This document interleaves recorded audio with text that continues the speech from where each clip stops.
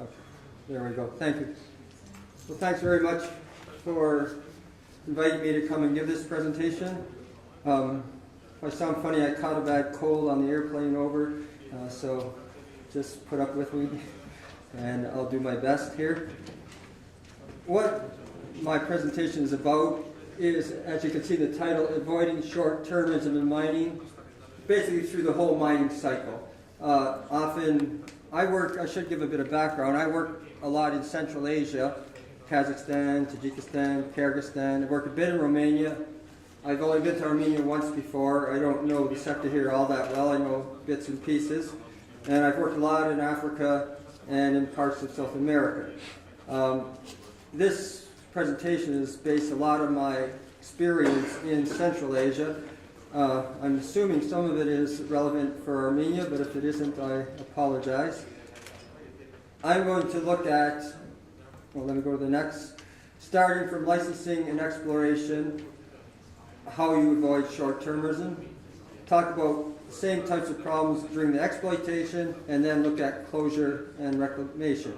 In the licensing and exploration, I'm going to give you quickly an example from Western Australia, being one of the most successful countries or jurisdictions in the world with respect to exploration.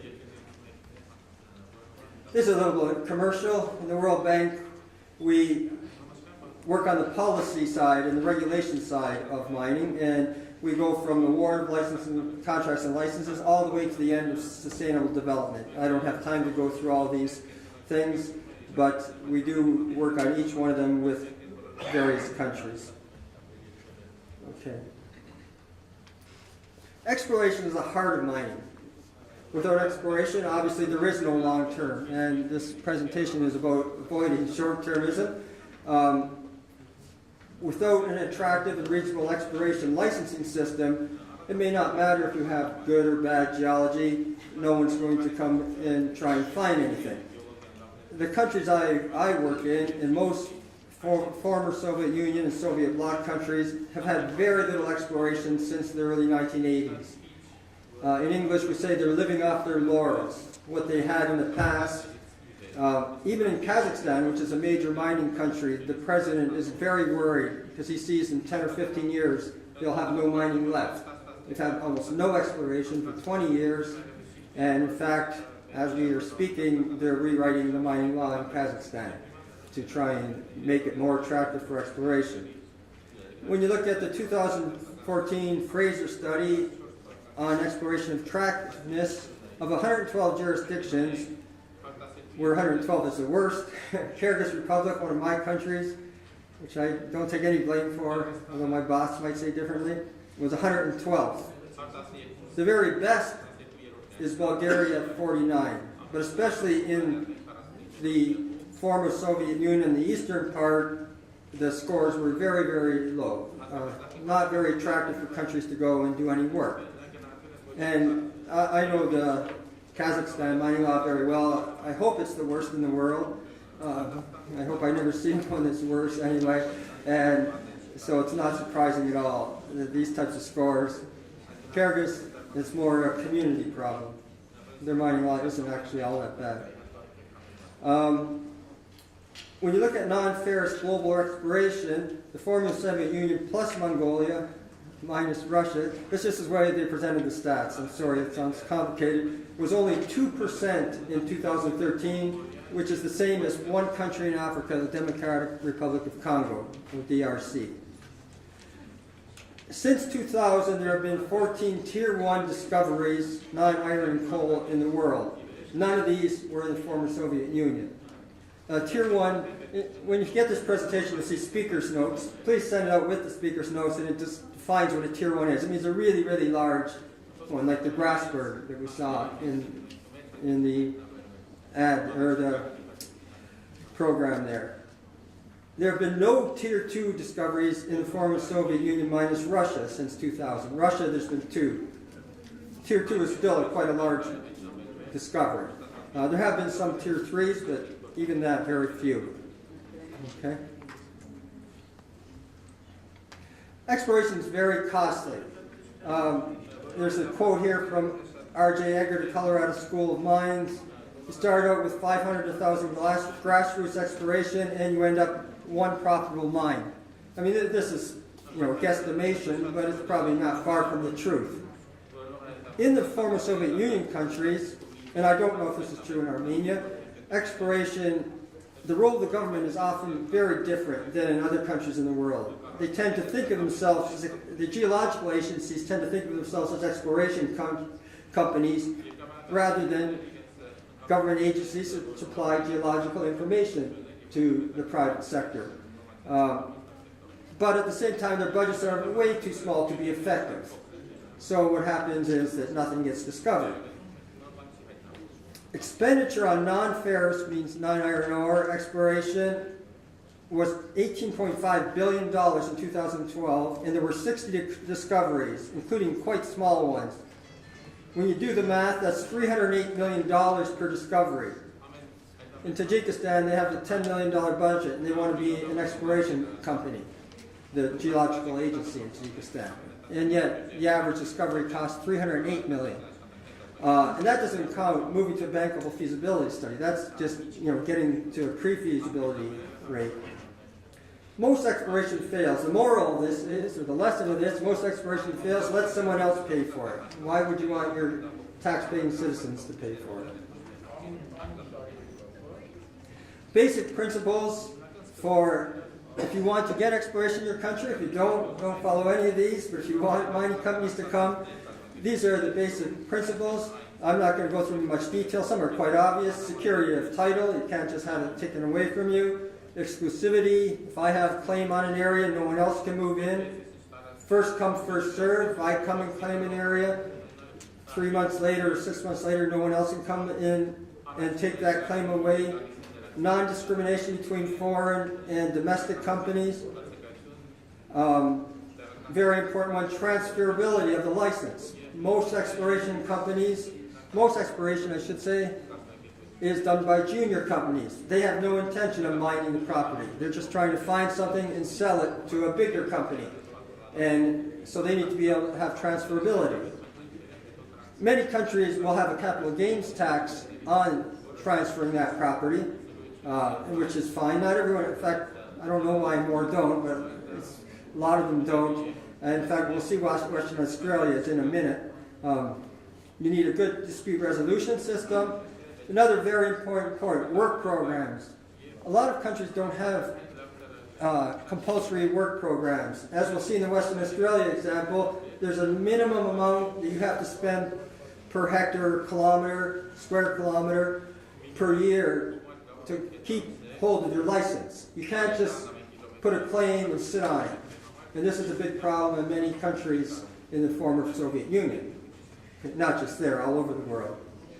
Access to geological information. I mean, I've had so many arguments in the Central Asian countries. They consider everything national security or strategic interest.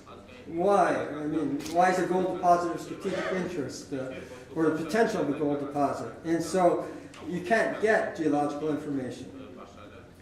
Good regulatory practices. Companies most companies, the ones that you want in your country, like when you have good regulatory practices. The better they are, the more secure they feel. And of course, there are the downstream concerns. If, for example, your taxation, I heard today that Canada has a 25% royalty. I'm not going to go in Canada because you're not going to be able to sell that. Of course, Canada doesn't have a 25% royalty. It's more like 2 or 3%. On some things, it's 5 or 6%. Political stability, of course. Countries, and there's a big problem in Africa. Countries get overthrown, and then they change the rules of their game. So all these things take into account when you decide to do exploration. Here's an example of Western Australia. I won't go through all of it, but you see at the beginning, huge amounts of exploration. That should say U.S. dollar, maybe US dollars. No, 1.9 billion U.S. dollars of exploration. 975 operating mines, 7,000 exploration licenses. There's a 7.5% royalty on bulk minerals, which goes down to 2.5% on metals. There's a capital gains tax of 50%, which I would think is one of the highest in the world. Okay. To get an exploration license, first you have a public hearing, which will include environmental concerns. And then a warden, they call it a warden, I haven't heard that term before, but it's like a judge. He or she recommends on the license. Then the minister grants the license if it's positive. The minister can overturn the warden, but he has to make a good argument to do so. The application is made online, registered, decided within 2 months, and then the work programs are decided within 1 month. And perhaps most important of all this, the public can see all licenses that are granted online. You just go to the computer, you can see every single mining license. There's some information on the prospecting license. I'll just briefly on the exploration license. Prospecting is sort of the first step before exploration for those of you who aren't miners. The main thing, look at the one where it says minimum annual spend. You have to spend at least $230 per square kilometers and a minimum of $19,000 in total. This goes up enormously in years 6 and 7 and doubles again in year 8. By year 8 you have to spend $93,000 a year or you lose your claim. They're renewable twice, 5 years renewal once, then once for 2 years, so 12 years in total. You have to surrender 40% of your claim after year 6. So you have to have done enough work that you know the 60% that you want. And you also cannot transfer the license for 1 year. So you can't just do a quick flip on the license.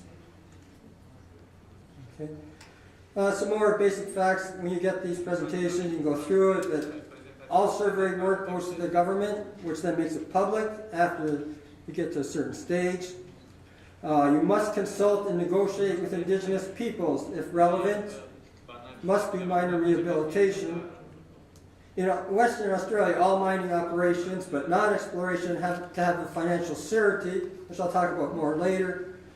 But they are also setting up a mining rehabilitation fund that all operating mines have to pay into to be used up for cleaning up abandoned mines. Okay, exploitation. Basically, the main thing in exploitation is how can you share benefits and reduce risk to keep everybody reasonably happy or at least satisfied. I'm going to pick and choose here some of the most important topics. Also, I know that Carson's going to talk a lot about the financial risks, so I'm not going to talk much about them, but I'll talk a bit about taxation. I'll talk about some of the environmental risks, capacity concerns. The last section of my presentation will be almost completely on reclamation, so I'll skip that for the moment. And I'll talk about one of the biggest social and cultural risks in migration. Today we heard something about out-migration, or potential out-migration, but in most, especially if you start a large mine, the big problem is you get tens of thousands, sometimes over 100,000 people coming into the area. And how do you manage that? And then some of the economic benefits and risks, some of which have already been discussed today, so I'll be quick on those. Taxes and risk sharing. What I mean when I say they are all taxes, more or less, I'm often talking with governments and they say, oh, the tax rate is this and that. But at the same time, the company has to do mandatory CSR. It has to do uncompetitive domestic procurement. It has to do non-dedicated infrastructure. It cannot lay people off without giving them huge separation payments. All of these are taxes, more or less. They're called taxes, but they all add up to the same. And to really figure out, in Tajikistan they have so many, they haven't got the slightest idea what the tax rate is on mining. Not the slightest idea. I don't have the slightest idea. You have to do a complex model throwing in all these different taxes, and you can figure out what the tax is. And is it competitive with the rest of the world? Is it fair to both sides? Okay. The level of taxation also is partially dependent on division of risk. If the company takes all the risk on the downside, you can't expect a really, really high taxation rate on the upside. But if the government is taking some of the risk on the downside, you can have a higher rate on the upside. This is, of course, ceteris paribus, everything else equal. Stable flexibility. What I mean by that is in the past, and I think the World Bank was guilty of this too, and maybe they were in Armenia. I was not involved in the Armenian mining code. You heard some negative things this morning. But we used to say you got to have stability in your agreements. But really what you need is stable flexibility in the sense that, okay, you know if profits reach a certain amount, perhaps the tax rate will go up. But if profits go down, then the tax rate will also go down. So personally, and I don't think there's any World Bank position on that, but certainly my own position, that's better to have than to having a 10% royalty that you pay even if you're not making a penny. I don't like royalties very much. The only thing good about them is that they're easy to collect. They're relatively easy. Income taxes are much better, but I realize there are often problems with transfer pricing and things like that too. But as long as everyone knows the rules of the game, that's what's important. The other side of the coin, I often have seen unfair deals. You know, I'm working in one poor African country, and it's just a new mining country, and the agreements that it has in its very small mining portfolio is huge tax holidays, excessive backloading. Backloading for non-mining experts means in the first years of the mine you pay very low taxes, and then in year 10 you start paying higher and higher taxes, which means the population gets all very upset because year 5 they're still not getting any taxes, and they say, well, how come this mine is so big, they're not making so much money and we're not getting any taxes? These types of things, although technically they could be fair, they almost always lead to problems. And they'll usually lead to some type of conflict, maybe with the local population, like what happens in Peru all the time, or could be a new government comes in and just throws out the old tax deals like they did in DRC and in Zambia. So they usually will end up in unilateral changes. So avoid these types of deals. Again, when you're doing your tax system, if you're just thinking short term, trying to get as much tax as you can right from the beginning, by signature bonus, for example, you're probably not going to get many companies coming in. On the social side, the one issue I'm going to talk about is in-migration. For large projects, this is usually the biggest social/cultural risk. It can be, as I said, tens of thousands. In some poor African countries, it's over 100,000. In very isolated areas, you might, like the middle of the Sahara Desert, you may be able to restrict it. But in non-isolated areas, it's very difficult. And planning is essential. All of a sudden you go from a 5,000 people village to a 100,000 people community. Where are the public services? Where's the local infrastructure? Where's the policing? You know, there's going to be all kinds of new businesses coming to town, some legitimate, some illegal, and you have to have a police force that can manage it. There's almost certainly going to be a rise in crime. But also you need a lot more schools, you need a lot more hospitals, you need a lot more roads, you need a lot more everything. And historically, this hasn't been handled very well.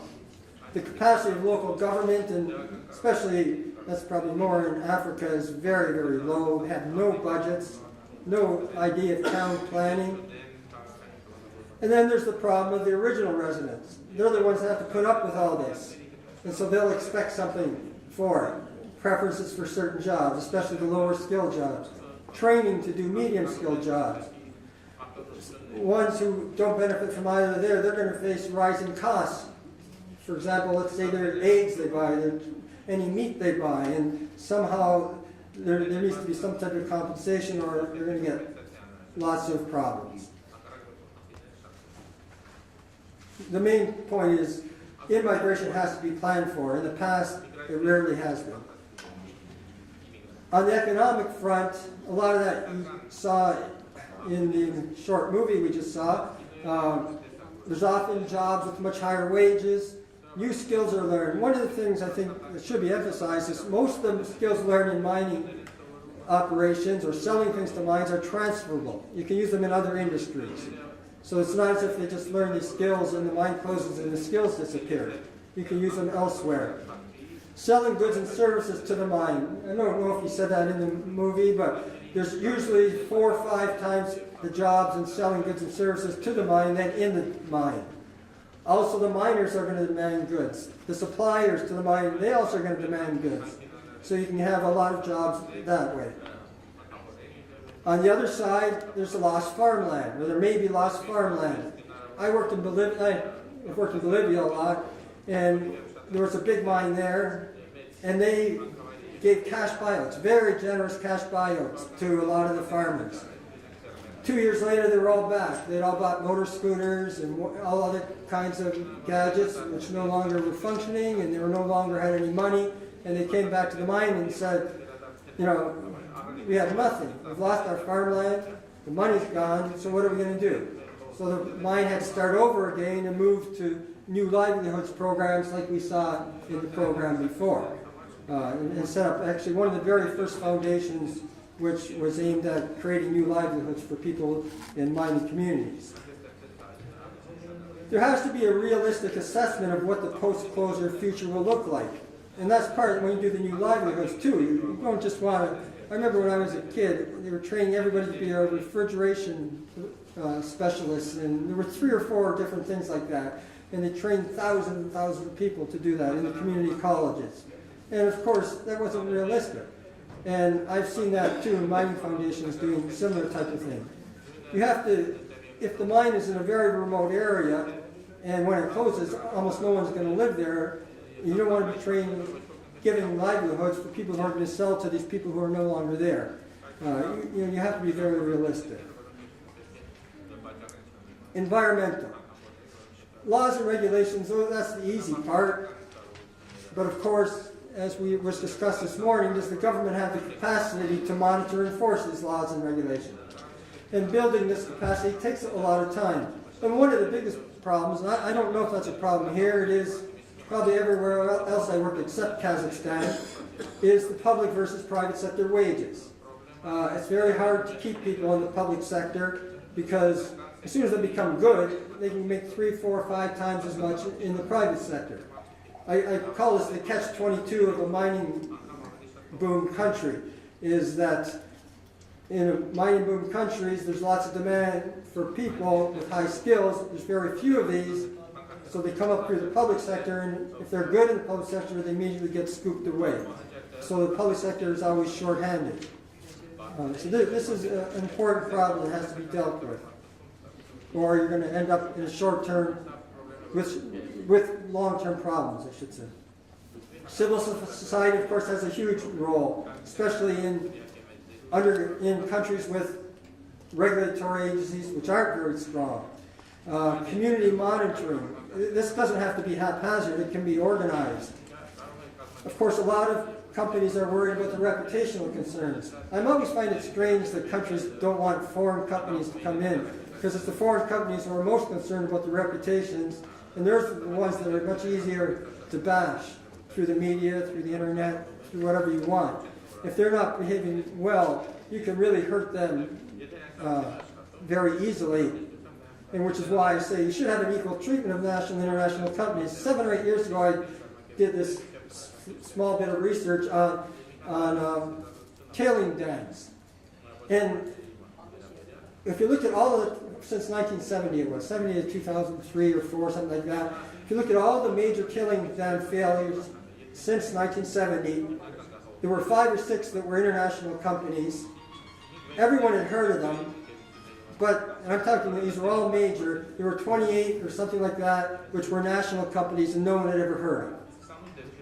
Because when an international company has a problem like that, they get jumped on by all the international NGOs, becomes big headlines, and they have to react quickly.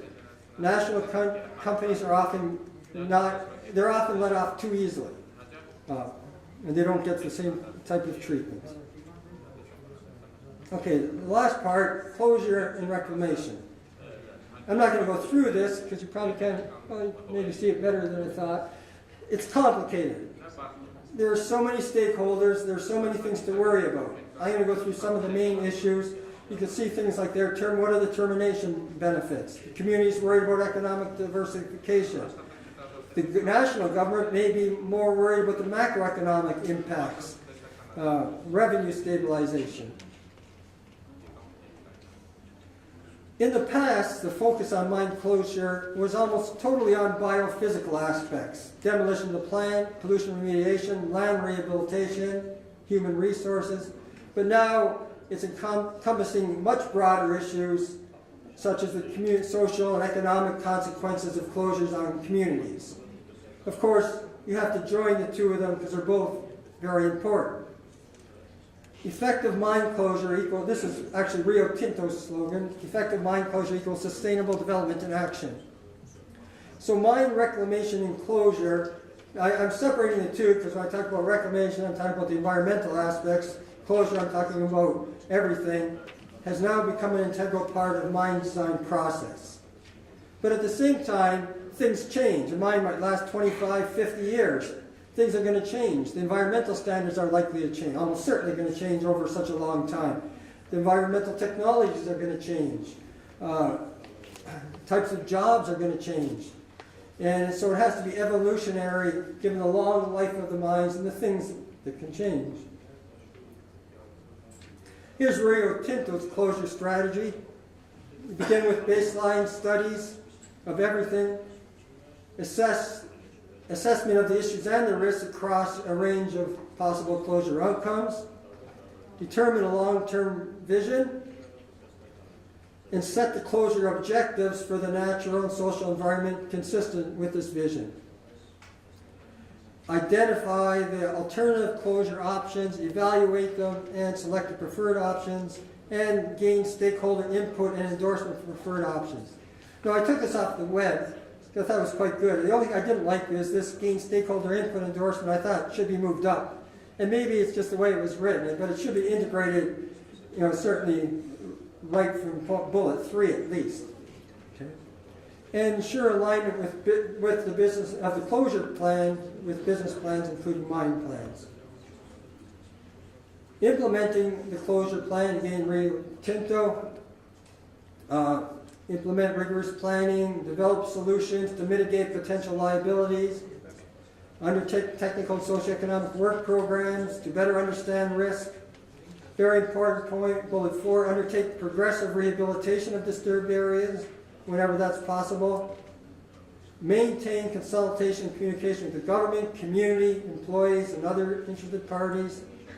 And second and last, obviously, is very important, regular updating of the plan requirements as circumstances change or knowledge improves, and monitor the performance. Again, I'm probably running low on time, you probably can't see this, but this is, you can look at this by yourselves after, it's the life cycle planning of a Rio Tinto operation, which brings into account all of the things I just said. The government governance in reclamation and closure. I say government governance plus because they usually just don't do it on their own. On environmental reclamation, usually both the mining department and environmental department are involved, at least in most countries. They often include, it'll be right in the mining legislation or the mining contracts, mining agreements, include guidelines from the IFC. Karsten probably will be talking about those, include the Equator Principles. There are often guidelines from the Chamber of Mines and ICMM, the International Council on Mining and Metals. Hope I got that right. Few countries demand reclamation plans for exploration. Most laws focus on addressing certain types of disturbance during exploration. However, about 80% of the exploration companies by total expenditure use the Canadian Guide on Environmental Excellence in Exploration. Now, I've not seen a study how well this actually works out, but apparently they use this guide. What the results are, I'm not sure. Only in recent years are governments demanding sustainable development issues in closure plans. I've read a lot of mining laws. I don't know, in developing countries where I work, probably the last 3 or 4 years is the first time you actually see these things in the mining law. It used to be just the environmental impacts. Also note that in many countries, corporate policies are stronger than the national laws. Because if that big company Rio Tinto, maybe they will no longer be working in country X, but they're going to be working in country Y, and if they do a bad job in country X, of course it will quickly be found out in country Y, which I think was discussed in the movie. Show me the money. On December, reclamation and closure is expensive. That's what I'm getting at. December 31st, 2012, Rio Tinto had over $8 billion in closure provisions. A huge amount. This for reclamation, post-closure, termination benefits, pension schemes.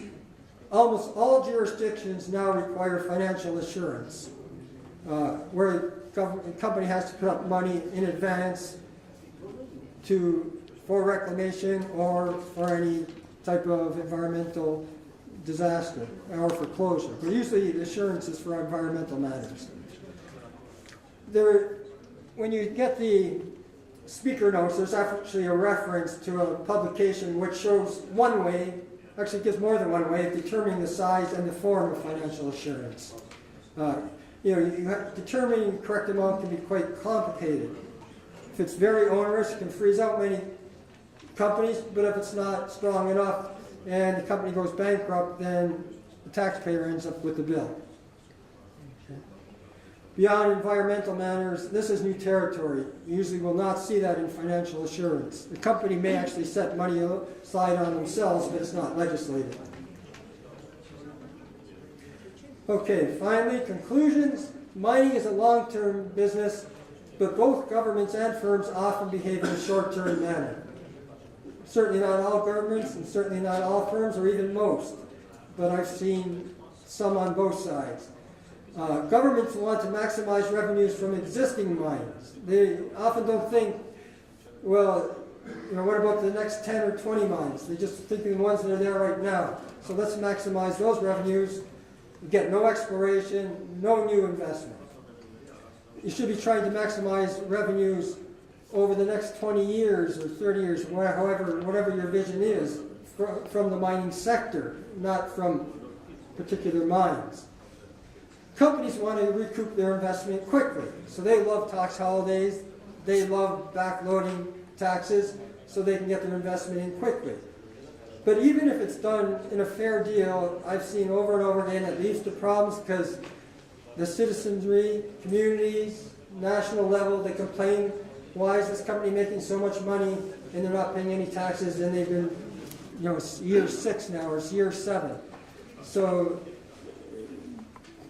don't be too smart, I'd say, to companies. Sometimes they outsmart themselves when they're dealing with governments, especially in weaker countries. Without long-term thinking by governments, there is no new exploration, there will be no new investment, or very little. Without long-term thinking by firms, the contracts become very unstable, and they end up being torn apart and rewritten, as has happened in many countries around the world. Even in Chile they did that to some extent by putting in a tax, an extra royalty after they had the earthquake. So if Chile can do it, anybody can do it. Long-term thinking is needed by both sides for sustainable, thriving communities. You have to be thinking of closure, even, I think that was in the movie too, with the guys who are going through the bush. You got to be thinking of closure when you're going through